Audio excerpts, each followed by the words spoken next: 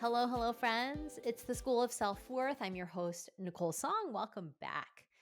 Today, you're in for just the best conversation. I loved this conversation so much, and I love this topic. And it's not just because I love K-dramas and it involves K-dramas, because it does. And if you love a good, juicy Korean drama and all of the crazy plot twists, today is going to be so perfect for you because I get to welcome to the podcast Jeannie Chang. So, Jeannie is a licensed family and marriage therapist, and she's also the author of How K Dramas Can Transform Your Life, Powerful Lessons on Belongingness, Healing, and Mental Health. I read her book in like 2 days. I loved it so much. I learned so much about myself, about Korean dramas and how they can actually really support us in our mental health. And I learned a lot about, man, there are so many K-dramas I have not watched.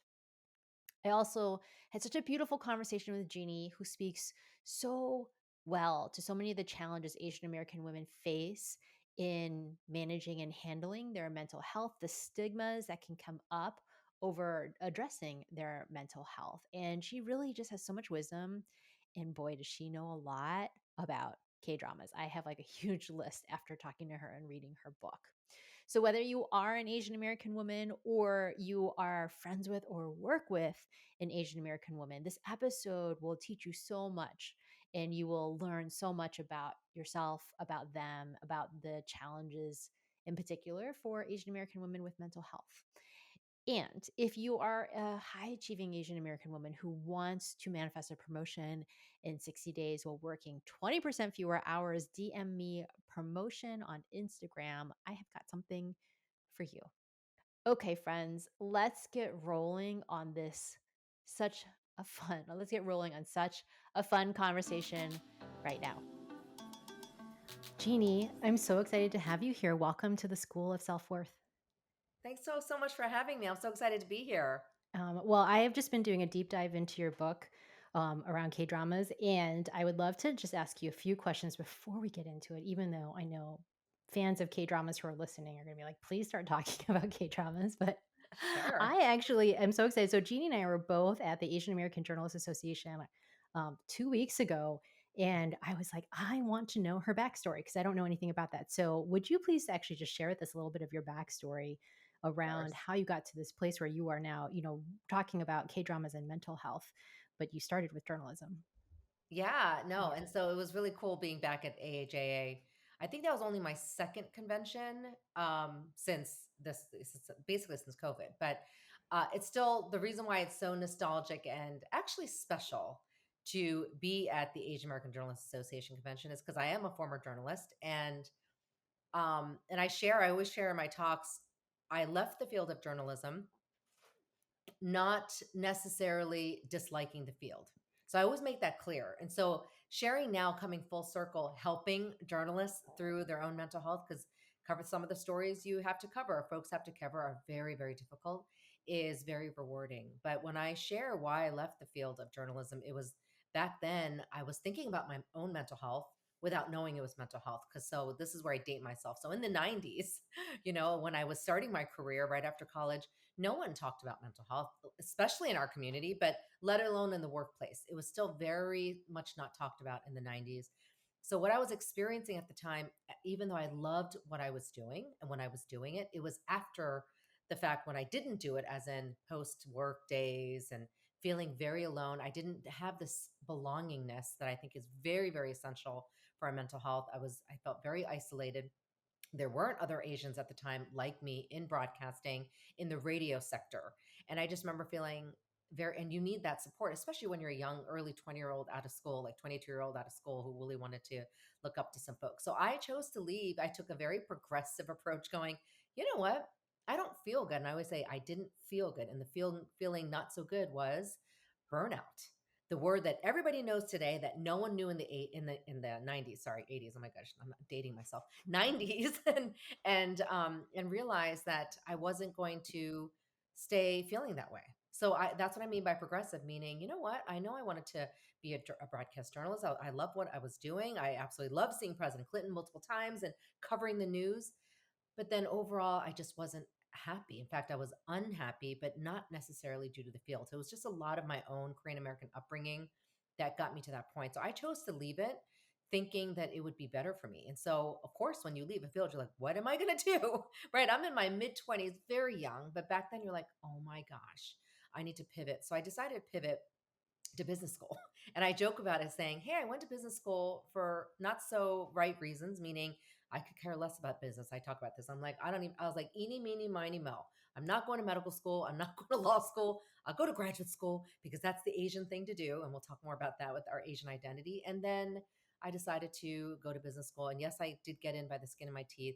I would say that I did not enjoy it, but I was glad I finished. Like I was determined to finish graduate school because by that point my parents were like, oh my gosh, like what are you gonna, that whole, I was the talk of the family. What is Jeannie going to do? And she's in business school, so she better go into marketing. And I did go into marketing for a little bit, but I, in the midst of all this, I didn't slow down my family, my personal life. So I had four kids by my early 30s. So fast forward a little bit with having kids. And I think I was pregnant 3 times in business school. That was the Oh. joke with my business school friends. They're like, are you pregnant again? I was like, yes. And then I would take like half a semester off to have the baby, right? So they were like, are you still in graduate school? So it took me a little longer in business school, but by the time I finished, I did dabble in marketing, but I was raising my kids as a second generation Korean American. I was having all the mom issues of like, okay, these are my kids. What do I want to teach them about my Korean identity, which I had at that point somewhat kept a little bit distant to. And then I just really took time off. I went, okay, I'm not going to keep working in a field I don't want to do. And I really, really saw myself working. Like I wanted to work. So I took I would say a couple years off to think about it. And then it came to me. And this is like the story I always share. It literally came to me in the middle of the night. I woke up going, is that my baby crying? But it wasn't. It was just something telling me to look into psychology, mental health. And I went, well, how did that come about? But it made sense because I was constantly thinking about how am I feeling? What's going on here? That's why I left the field of journalism. And so I started from scratch in my early 30s with four young kids. That was hard. But when you really want to do something, you kind of overlook that. So we made it work, my husband and I, and went back to school again. So the joke is my husband's like, please don't go to graduate school again. Anyway, I went again, four kids, studied psychology, went into marriage and family therapy specifically because at the time I really wanted to focus on family. And I'm really glad I did that. That's my core, I want to say, training. And that makes sense as a Korean American. And then fast forward now, having my own private practice. And throughout graduate school, I just recall thinking there was no information on Asian mental health. So I remember thinking this little snippet of one sentence of, and Asian Americans as the model minority. I went, that's all in my entire graduate program.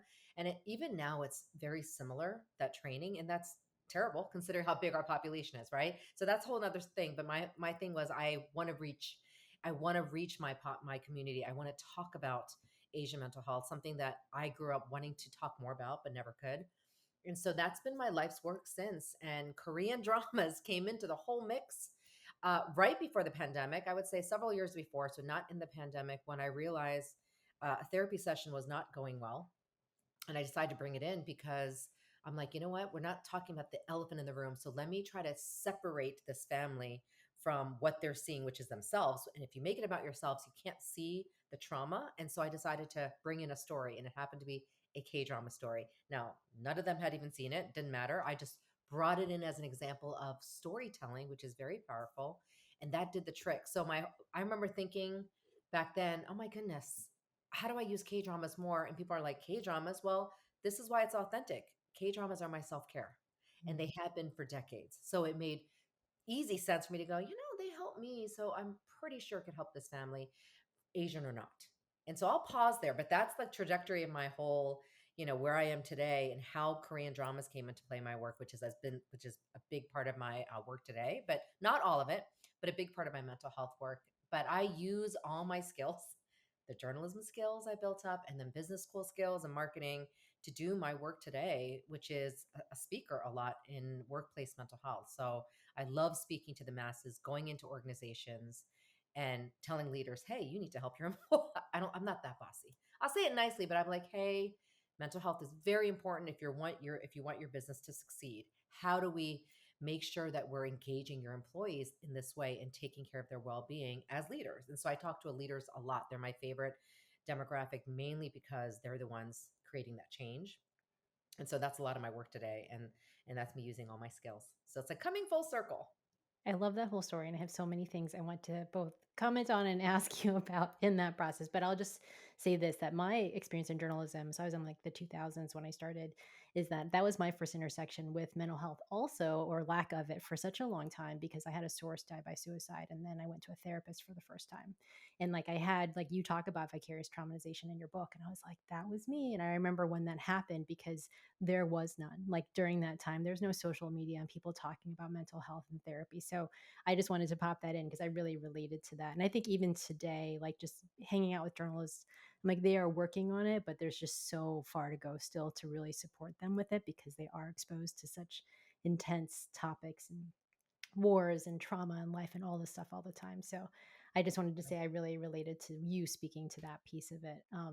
But then I was curious too, like you said, and I loved how you went through a whole business journey, and then now you're like a therapist and you're doing all of these things. And I'm sure there, like you said, every skill you developed over time is supporting you here. And one of the things I was curious about, you kept talking about, is just like those different points at which you're just like, oh, like that's what you're supposed to do, like sort of this pressure from like the Asian side. If you could speak a Mhm. little bit more to it, like did you have to buck that to become a therapist? Like, did you feel like people were like, what are you doing? You're like, you have a business degree. And how did you, because I feel like a lot of my listeners are experiencing things like that. Like they're wanting to start to do things that are outside the traditional pathway. And like we talk a lot about self worth on this podcast. And what helped you make that call and that decision? Great question. And the whole thing is, it did come down to my value and self worth, right? Because as Asian Americans, I always say this, we're not necessarily told by our parents how good we are, right? If anything, it's like, we're not good enough. And that sounds bad, but it's not like they don't love us. They're like, hey, that A is good, but can you get an A plus? And so I joke, but that's in seriousness what we tend to hear or what we've heard. And I know I heard that. So again, that worth of like, oh, this A, which is something to celebrate, a terrific grade, is still not celebrated. So even with me doing, I mean, I was a reporter by that time I left the Associated Press, but I remember thinking, oh, maybe I should have become an anchor and then left. Can you believe that? Even though I was not doing well emotionally and just having struggles with my own mental health, it was all for show. It was really Mm. not about me wanting to be an anchor. Of course, that might have been the goal, but it wasn't me saying, oh my God, this is what I'm doing. I go, oh, I'm a reporter. That looks good to my parents or my family. So a lot of that is centered on filial piety, which I mentioned in my book, right? The family obligation that, and I always am clear about saying this. It is very important to know that even though that's a stressor in our culture, and I say it's a stressor, daily stressor, that doesn't mean it's bad. And I say this very cautiously because I don't want it to be bad or good, because mental health, there's so many grays. Because if we said this was bad, then it would be saying our culture's bad. But this is so much of our culture. It's just things that I would say as a stressor, we navigate through. So I'm always like, you know what? Yeah, we have this duty and obligation to please our family.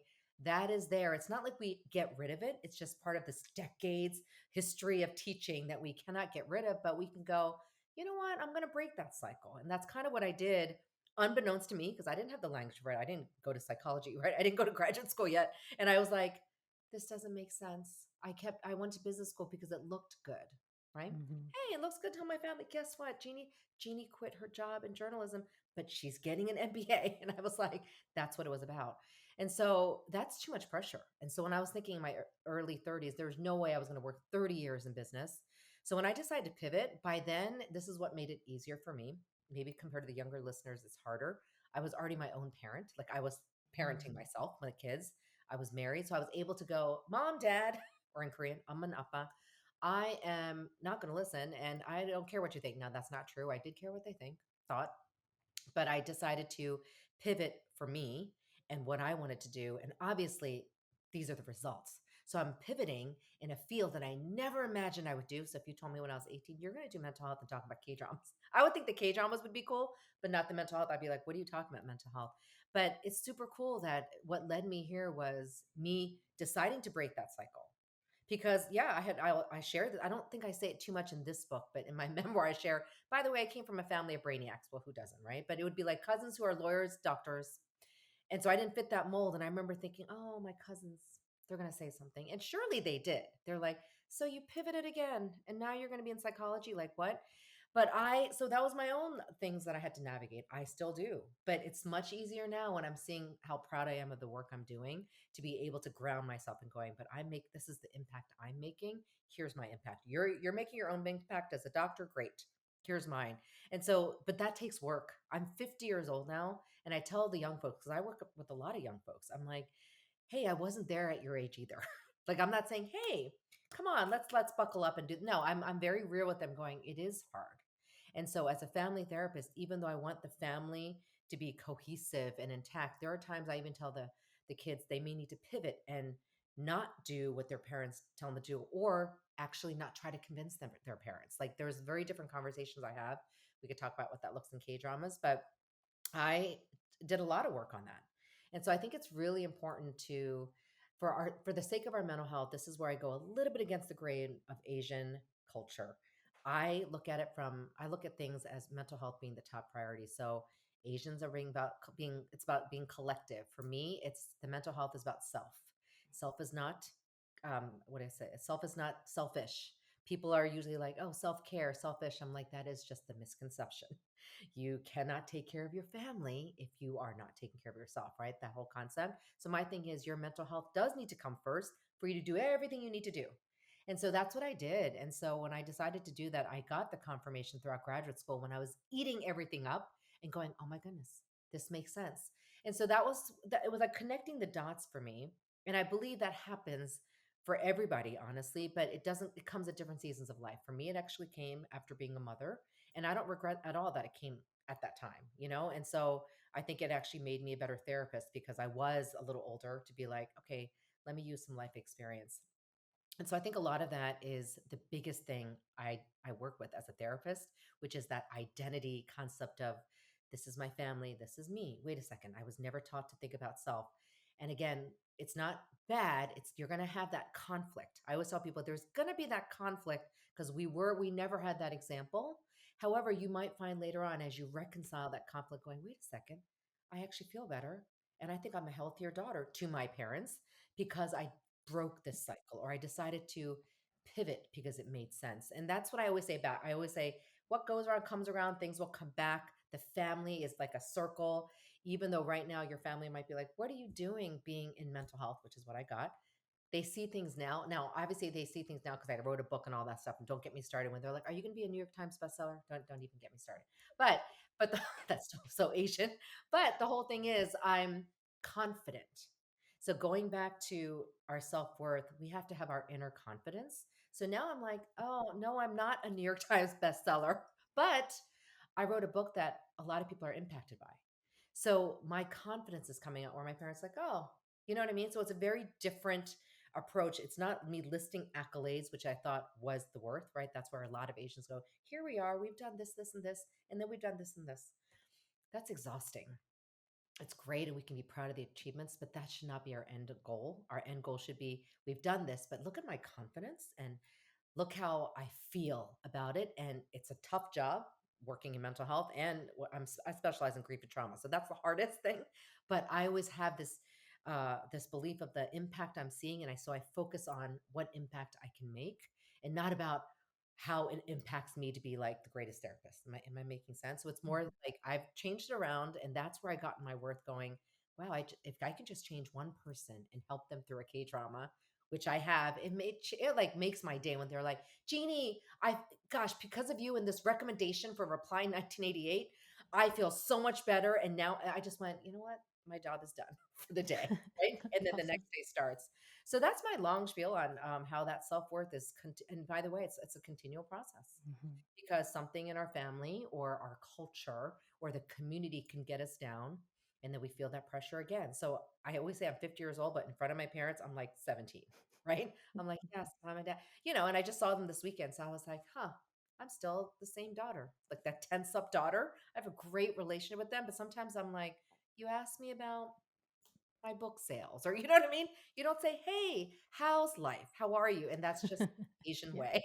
I don't ever see them doing that, but I'm different as a parent. So I broke that cycle going, oh, son, you seem stressed. And then my son will just be like, yeah, I'm stressed. And if they say, you're making me stressed, I'll be like, oh, Sorry, but a very different approach to parenting, and we can do that, and it takes work.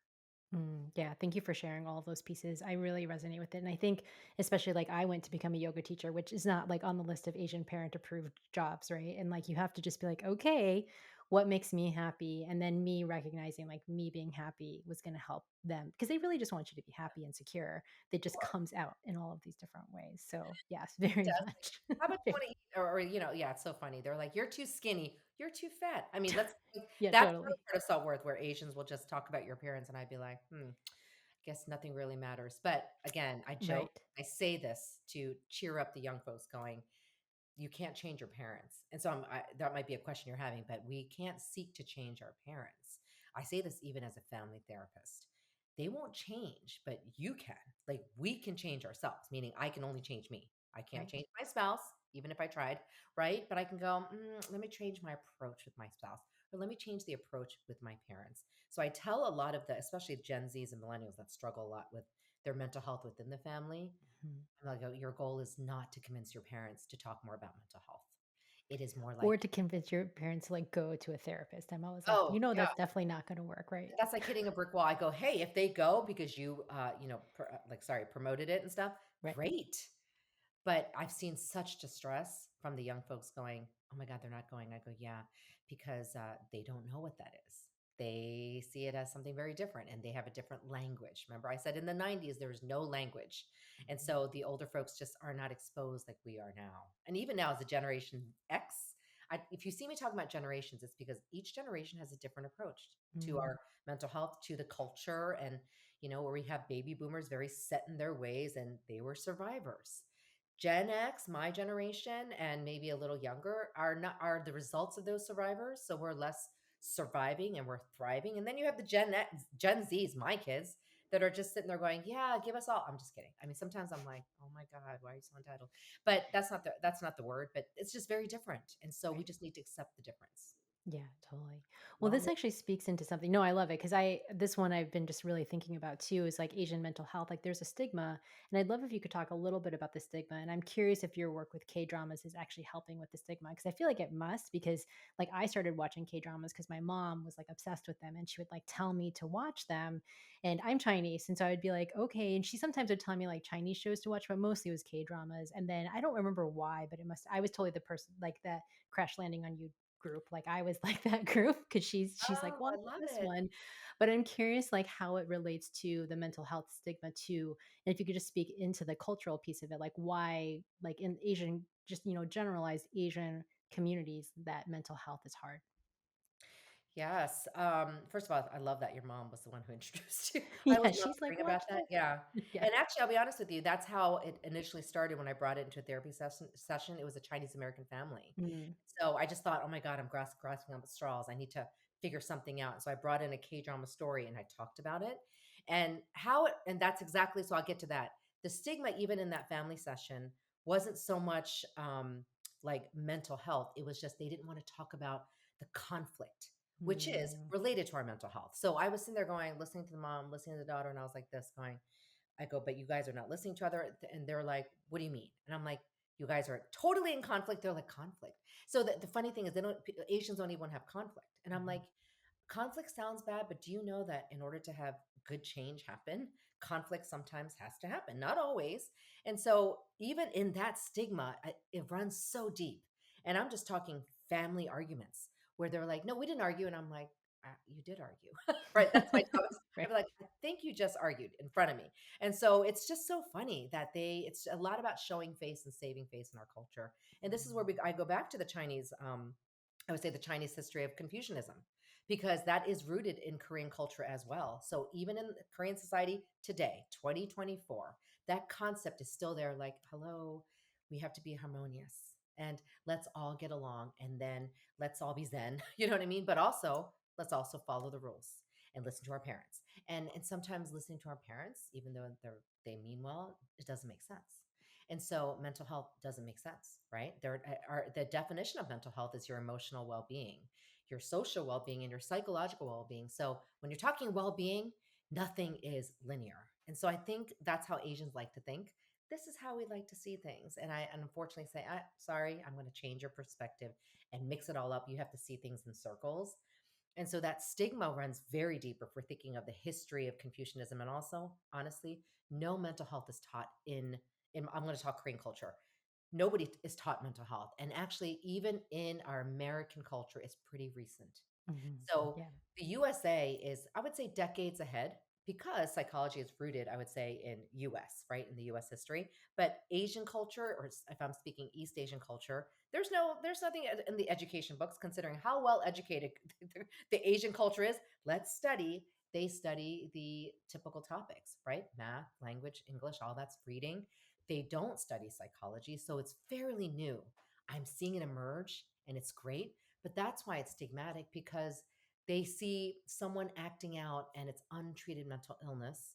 Now, mental health and mental illness are very different. So I spend a lot of my time educating Mhm. my population in the US and abroad. And I think that's okay because they did not receive that education. And that's why there's stigma, meaning if they don't talk about it, it becomes stigmatic. It's like the elephant in the room. We all know what it is. And I find that Asians are actually brilliant. So they know there's something there. They just don't know that it's normal to feel that. And so a lot of what I do is even say, I'm teaching you emotions 101. So it is okay to feel sad. It is okay to be mad. And they're like, what? And I go, by the way, it's also okay to be anxious and stressed out, especially when it makes sense. Like, for instance, COVID, or when you have a life transition, or when you immigrate, right? When I should give those examples, when you immigrated from China to the US, wasn't that stressful? They're like, no. And I'm like, yes, it was. Like, I'm pretty sure it was. So I'm more like, isn't that normal? So I normalize a lot of these terms, but I also do some code switching. Like I can't say anxiety to the older population because they don't know that term. They just think of it as, oh my goodness. So I'll say more like, are you worried? Right. And that's really important to realize that we have to also sometimes change the language surrounding mental health to break through that stigma. And I see sometimes people going, this is the way it is. We will break mental health stigma. And I go, I understand what you mean, but the Asian population is different. And so we have to be very careful with somebody who's like 65 plus, who hears the word anxiety in any culture like Korean and freaks out, Mhm. thinking that it's crazy. And so I know that because that's the field I'm in. But that's a lot of my work, helping others know that the more we have this language around it and use simple terms sometimes, I'm worried. Oh, I'm worried about my kid, right? Things that people relate to, which is stress.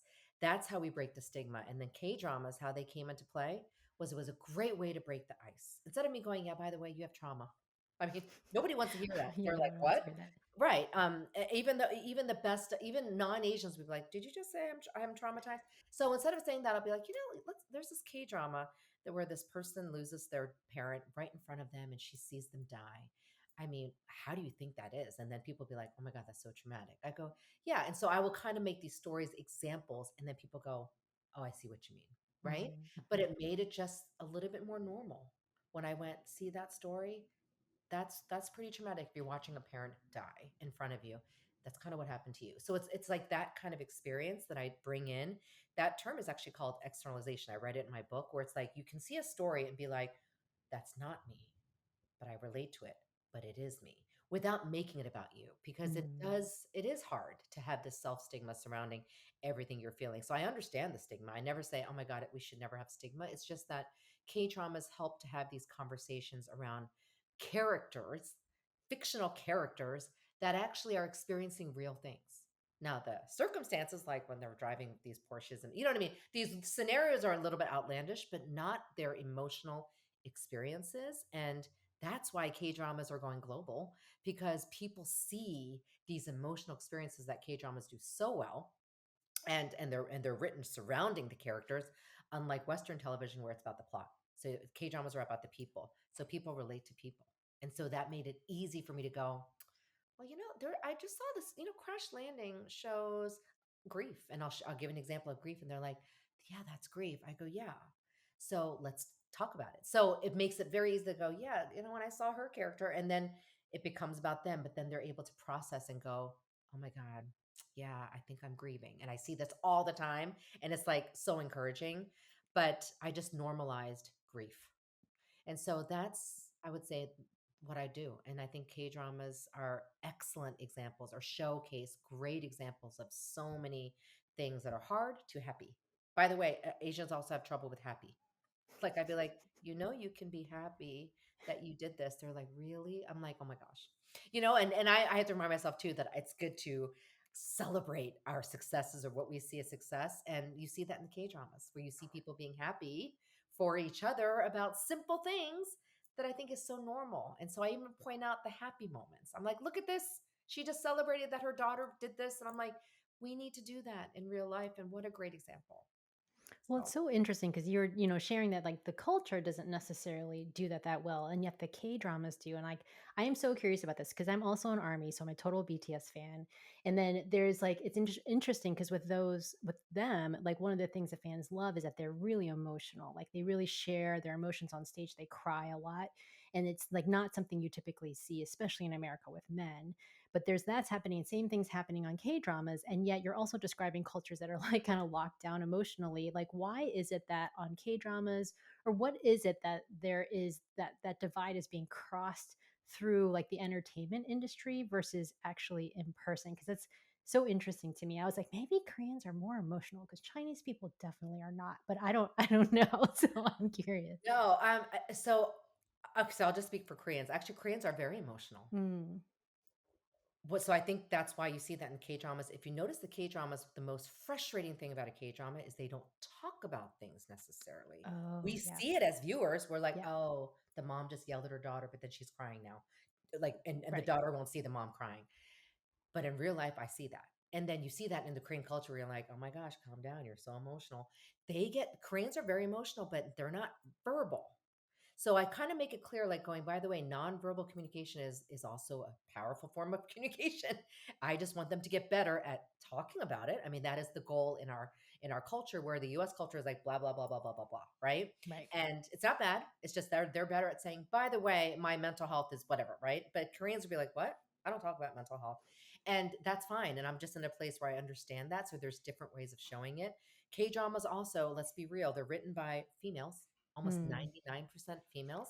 Oh, Females are just interesting. excellent, good at, I mean, let's just be real. They're very good at bringing out the emotional parts of stories. That's what females do. And so these female writers also delve into the characters because that's how they feel. And so they bring all their emotions into it. And this is not in my book because this is after post my book research, where I found out that a lot of the female writers are also wanting to see this happen in society. So we have to Mm, also have to remember K dramas are dramas, right? So right. some of it isn't necessarily happening in real life where the mom sits down with the daughter and says, I love you so much, right? I mean, you don't always see that. But I'm seeing it now in the younger generation, really schooling their parents by I see them going, Mom, Amma, I just want you to say I love you. And then I'm like, oh my God, I'm seeing this happening, like my cousins and their kids. And I'm like, wow, let's see how my cousin's going to act. And she's like, okay, sorry. And I'm like, wow, the younger generation is really expressive, challenging their older parents or their parents, sorry, the older generation, and making change. So all this to say, what Korean dramas do well is show this emotional expression written by women, but also the fact that Koreans are super emotional and they just pent up emotion. So I think you see that in the K dramas. I mean, you see explosive things, and I do believe it's nice to see the males cry. In real life, I think I've seen that happen a couple times, right? And Mm. it's just a very great experience for people to see that representation, even if that's not fully 100% accurate. Because of course, we're not going to see all these men bawling on the streets. It happens probably within homes. But I think the fact that we can see a grown man bawl his eyes out over something is what I think real. We just don't see it in Hollywood. And so I think it's great to Right. see it in the Korean dramas. Yeah. Yeah, that is really interesting. I loved how in the book, so how K dramas can transform your life was so interesting to me to think about the difference between Hollywood and then also between I don't know what the Korean industry is called, the K drama industry, but like, yeah, because it's just different. Like, it's much more connected. Like the K dramas, that you feel like the people and the characters are so rich and you just get super wrapped up. And then the men do cry, I think, all the time in K dramas. They don't. I'm like, why are they not crying? Yeah, No. pretty much. I was like, I need the hot man to cry. Like, is he gonna cry? And they do a good job. And then let's be real, the Korean dramas, unlike Western TV, the production value, and I Mm, say this in the book, they spend it's billions of dollars, right? So right. the quality is like an Oscar-winning movie. So we see that in 16 episodes. So of course you're going to get quality acting. and that Right. helps. And so I do share all of that matters to the quality of what we're seeing in somebody crying. But yeah. Yes. Um, Well, and I also love too, like how you really go through lots of different mental health challenges and how the Korean dramas can actually share that, like show you how to move through emotions, through challenge, through grief, through loss, and that there's basically like a K drama for everything. And I know you kind of listed your favorite ones, but why do you think I'm just going to go to the one that got me? So Crash Landing on You totally got suckered in. I've watched the whole thing twice and it's pretty long. And so I'm curious, like, why do you think that one in particular, like, what does it demonstrate in terms of mental health and then storytelling? And obviously, the two of them, the two leads are like so incredibly stunningly gorgeous. It's like very hard to oh, keep your eyes off of mhm. them. But like, what do you think was so compelling about that particular one that brought so many, like a global community into K dramas? Yeah. Well, first of all, I'll bring up before I get into the whole story and the themes in that story, I'll bring up the timing. It Mm, launched or came out or finished, I think, if I remember this, right before global lockdown. So mm, because it came out in December 2019. Then we went to lockdown in March, and then it was on Netflix. So everybody was stuck at home, where everybody was stressed out. So they had to turn to something, right? They're like, "What's on Netflix?" And so Crash Landing just happened. It happened to pop up, and I think it was just there, and it was the big K drama in Korea. yes. So I think that's what Netflix is very good with that algorithm. So I think a lot of folks, not just you, turned to it around that time. So timing was important. But I'll be honest. I mean, I loved Crash Landing.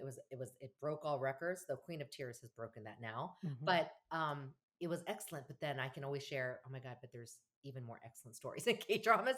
But Right. just it happened to go global, and US, obviously a huge market, went, what is this beautiful drama? And I think what it did well was different things. Besides a love story, which everybody loves to see, and that is the core of K-dramas. Some sort of love story in almost Hmm. all of them, not always, but almost all. But then we also had a brotherhood, like the bromance of the soldiers, Yeah. that I think I absolutely loved. And I think a lot of people love that. And just seeing good male friendships, Totally. and you see them crying also too and looking out for each other. And the captain, the main guy, and not just being like, I'm the captain, so you report to me. It was not like that. He was serving, which is a very Korean thing, to serve also your young folks. So you see a lot. There's like a scene that I can think of that makes me cry, where he put on the soldier's shoes.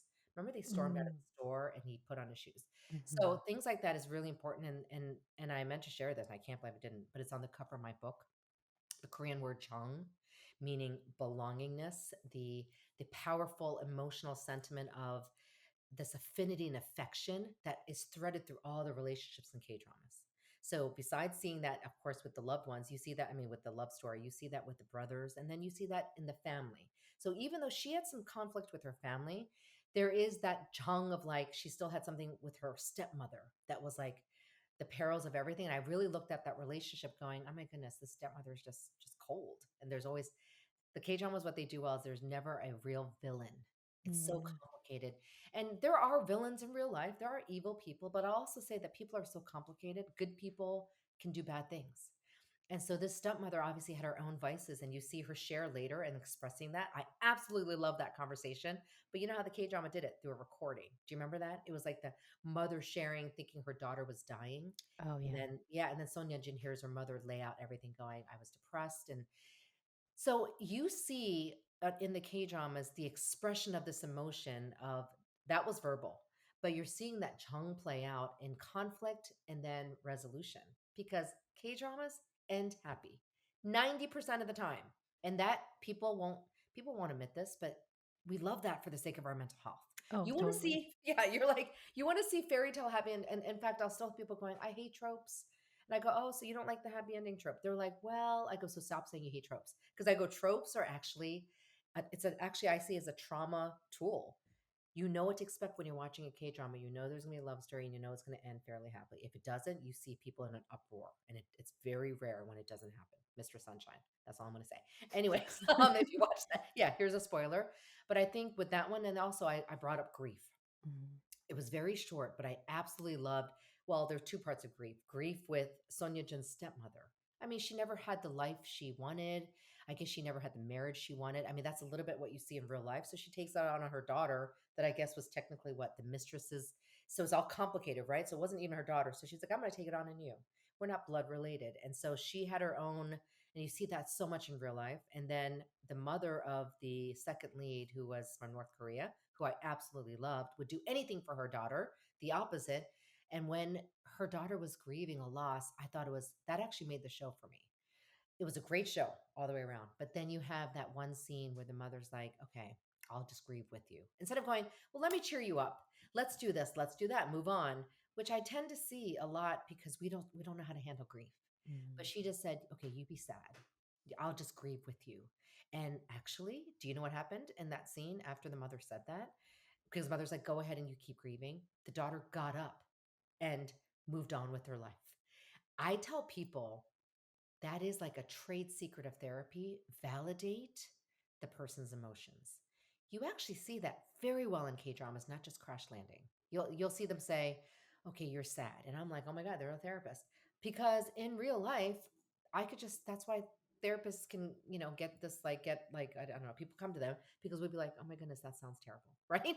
But I'm not giving any solutions. I'm just Right. going, "Oh my goodness, that's traumatic," blah blah blah, and then obviously the solutions come together with the client. So that's a little bit of Crash Landing. I feel like I'm forgetting something. Oh, and then you see the brothers' angst. You see real life happening with competition. So that's the other thing. Even though we think I'm saying it's all mental health, you're also seeing real life conflict. And how does that conflict get resolved or worked through? And so there's even with the brothers, it gets worked through, or someone Mhm. gets their comeuppance, right? Someone gets something handed to them, and that happens. That's really important also for us to see through mental health. And I've seen people share just of watching a conversation between a family, they're like, okay, this is a good conversation that I can model. And that's good enough for me going, yeah, that's a great example. You mean to have a conversation with your dad? They're like, yeah, I just saw this example. I really like the way Hyunbin said this to his dad. I need to do something like that. So that's all mental health. And mental health is an everyday thing, every moment thing. So I feel like all the things we see in K dramas, to a conversation with your dad, to the grief, is all part of the process. Well, I love so many things of what you said around it, but I think part of it to me, I'm recognizing is like family is such a big part of all the Korean dramas, and it's predictable like that there is family involved. And I think I was like, as you were talking, I was like, oh, that's one of the reasons I love it because you don't see that in Western shows. Like families are actually not often that present in a lot of the shows, but there always is in Korean dramas. Like your parents are involved. There's always some kind of connection. Yeah. And then I'll say too, like I'm also a big romance fantasy reader, and that's the same thing. It's like that trope, but it's always predictable. Like you're like, no matter how stressful and intense this gets, and then for anyone listening, I mean, you know how K dramas can get so intense. You're just like, oh my God, what's going to happen? But Oh, you yeah. know it's going to resolve, like it's going to resolve in a positive way for everyone. And for me, it's relaxing. Like, I'm like, I can watch this for 16 episodes because I know at the end it's going to work out. Like, even when it gets really, really bad, because it does get really bad sometimes, you're just like, Yes. nope, it's going to happen. Yeah. And I also want to bring up the fact that, okay, so I hear a lot, it was in my book. Folks did stop watching Western shows. Now, this is from non Asians. That's why I Mm, had to bring that quote up. And I would say, why? And they're like, well, Jeannie, I love the fact that this is actually one of the top things they said. I love the fact that K dramas or Korean dramas are GPG rated. mm, That is actually helpful for our mental health, not seeing, I don't know, killings and yeah, gore and blood and sex yeah. and violence. And so we need something pleasant to watch for the sake of our mental health, because in real life it's not always that simple. But you're seeing a K drama and you're like, oh, I know that my 5-year-old can walk in and I'm not gonna be like, oh my gosh, you're seeing a sex scene. No, it's in fact you don't even see kiss scenes in K dramas. That's the other It's a thing. big deal when they kiss. It's So like, it's like, yeah, I'm like, did you it's happening. yeah, and I have white friends that are like my white, black, Latinx are like, "Did they just kiss? That's a big deal." I'm cracking up talking to them going, "Did you just say a kiss was a big deal?" They're like, "Yeah." In a K-drama, it's like the end all. But I think it's so funny that their perspective has shifted. And what Mm, they love seeing in a K-drama is that innocence, right? yeah. It's a big part of our culture being very conservative, right? You see that and you're like, "Oh, let's cover up the skin." And it's funny. And I do see that in real life because it's hard to show that affection, right? That PDA, but overall, Americans love it, or like I would say non-Asians love it and resonate with that, because I think at this time in our world, which is where K-dramas blew up in the midst of the pandemic, the world was just at odds. It was so much going on, COVID, political contention, right? So much happening, trauma with the school shootings. I'm bringing up things that are real life that impacted K-drama viewership. And so they turned to K-dramas going, this is new, this is different. I like what I see. And I think at the very end, when I tell Asians, I'm like, hey, the very things about our culture that we couldn't stand, well, guess what? People love that. And they're like, I know. And I'll talk about Asian Americans. We're like, you like that about our culture? They'll be like, yeah, I love that you have these intergenerational conversations. And we're all like, really? But it helps us. And so at the end of the Yeah. day, it helped my mental health to bring these K dramas in and see these reactions of like, I love that about your culture. We needed to hear that because let's our history briefly, we were not really even acknowledged, right? We're not in history books, and then we're always seen as a foreigner. That does a lot to our confidence. But when you have someone saying, "Oh, but I didn't realize that Asian culture it was so family oriented," I love it, and I think that's nice to hear. So I do the Mm. reverse with Asians, just saying things like, "Hey, Korean dramas have opened up the world." For folks to be like, this is Asian culture. It's kind of cool. And I think that's good. And we needed that at this time. Yeah, I love that. Well, I'm curious too, like as you know, for Asians, like assimilation into other to the Western culture can be really challenging. And do you feel like with the rise, especially it's like K beauty, K pop, and K dramas, if that's really it's starting to help shift the tide for people to like be more open and accepting of Asian cultures in general? Yeah, to the point that I briefly mentioned in my book that I'm starting to give tours to South Korea and they're all non-Asian. So I'm sitting Oh, there going, really? yeah, I have these South Koreans because I do K-drama wellness tours. And I'm sitting there going, nobody here is Asian. But yet Literally none, because I was like, I want to go on this tour. This sounds so yeah. fun. Okay, so I'm exaggerating. I mean, maybe it's like 10%, right? But still. Mostly, yeah. But that to me is amazing Mhm. because I am shocked. But they fell in love with the culture, and they also fell in love with because once you watch K dramas, then there's like C dramas and J dramas and I True. dramas. So they're like, let me go down this rabbit hole. I think that's great, and I think at the end of the day, what they're seeing resonates, and I think what they're seeing is that belongingness in the family, that Chang. So that's why it's in the cover of my book, that Korean word. I had to put it on there because I said to people, what you're seeing within the relationships of strangers to like an orphan to a grandma to like a granddaughter and all these relationships is the current Korean societal innate belongingness that's there, that's I see in society. And that is so good for our mental health. At the end of the day, the most detrimental thing to our mental health, I believe, is loneliness, is feeling like nobody gets you or feeling like when you're depressed, you have no one to talk to, right? Or Mhm. when you're stressed out, who do you vent to? So important to have that community. And that's what you see in K dramas that really resonate with people that they've told me they're having a tough day. They don't need to talk. Someone they'll turn on a K drama and they feel like they have their family. But then of course I'll say, that's good, but also have real life, people too. I'll always like, please have real life. And it's a joke, but I love that they see examples of family Yes. and sisterhood and female like what is it romance I say it romance romance and bromance and mommance, all this stuff so important to see, and I think that those all resonate. And so I've even heard from folks even if they don't have that in real life, for instance, folks have shared they're at odds with their family. It happens. Mhm. I've heard it all. They see an example of a healthy family and it gives them hope. Hmm. So I kind of wanted to bring that up. At the end of the day, the storytelling that we see is about hope and what we hope to experience and what we hope we feel and that we hope we resolve and hope we change. Hope is really a big part of our mental health. That's so beautiful. Well, Jeannie, I could talk to you forever, and we will I have feel like I talked forever. So sorry. I would love to talk to you forever. I was like, I have so many thoughts, but we do need to wrap it up. But I do have just a few rapid fire questions for you. Okay. So we'll just start with the first one, which is what was the last thing you watched on TV? So we get to find out what you're watching right now, Oh, you mean K drama wise or in general? or just in general. Okay, Ginny's Kitchen. I Oh, also, yeah, it's a Korean variety show. I literally just watched it like right before this interview, and then I is got there a hungry. new one? There's a new episode. It's a Ginny's Kitchen season 2. It's season 2. Are you watching the one with V in it?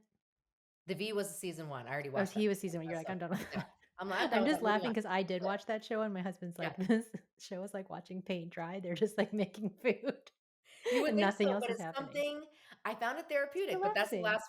that's the last thing I literally saw before I got on this interview. I also found the show relaxing. I like watching Yeah. them make Korean hot That's why dogs. It's people love food delicious. shows. Totally. It's relaxing. Yeah. Totally. It was relaxing. Yeah. All right. What's on your nightstand? Oh, my book actually, and Oh, also my uncle's book. My uncle's a movie director and it's in Korean. I haven't read it. My Stanley Cup and my cell phone. awesome. Beautiful. Mhm. Okay. When was the last time you tried something new and what was it? Hmm. Well, this is what comes to mind. I just did a TEDx talk. I saw that. That's pretty something new. That is Yeah. a big And something new. yeah, I think that's why I'm exhausted because I was nervous for months leading up to it. I don't care how much people have spoke. A TEDx talk is different. I had to give Mm, my whole life's work in 10 minutes. I Well, think I made it in 16. I think 18 minutes was I the can't wait to watch cutoff. it. Is it up yet? It has to go through TEDx screening, so it might take a couple months. Yeah. Okay. All right. But I Well, did it on K-dramas and yeah, I'm gonna keep an eye out for it because that sounds thank so you. fun. Okay, last one, easy. What's the top 3 most used emojis on your phone? Oh, the heart one? Mhm. Yeah, this one? Oh, I just did it. Oh Oh, my look. god. Hearts on That's the screen. amazing. Oh my goodness. This Yes, the Korean and hearts. then this yeah, and then the sunshine face with sunglasses. Oh, amazing. I love emojis. I mean, I wish I could invent my own too. I know, I love emojis too. Well, They need Jeannie, we're gonna BTS. make sure make sure to get Jeannie's book, and we're gonna link everything to reach her. Yes. And Jeannie, thank you so much for coming on the School of Self-Worth. It's such I loved our conversation, and you bring so much joy and passion to what you do, so I appreciate you so much. Thanks for having me. Let's talk offline. K-dramas. Okay. Bye. Bye.